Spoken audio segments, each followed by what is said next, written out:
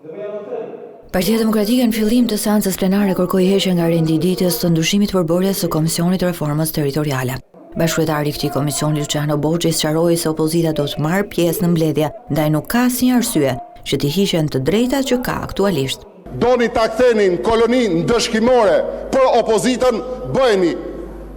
I morët gjitha, i morët avokatin e popullit, komisionet e posaçme, hetimorët nuk i lejoni, po mirë më merrni dhe komisionet e përhershme, pse nuk i merrni?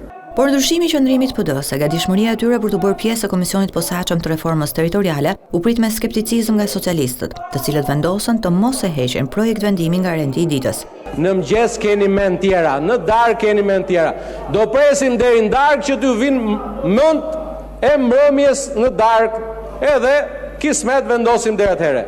Mbetet për të parë se si do të veprojë Partia Socialiste në mbrëmje kur të votohen ligjet e parashikuara në rendin e ditës. Nëse do ta tërheqë projekt vendimin e do të tentojë sërish për një reformë konsensuale, apo do t'i heqë Partisë Demokratike, barazin e anëtarëve dhe bashkëkryetarin e do të vazhdojë vetëm.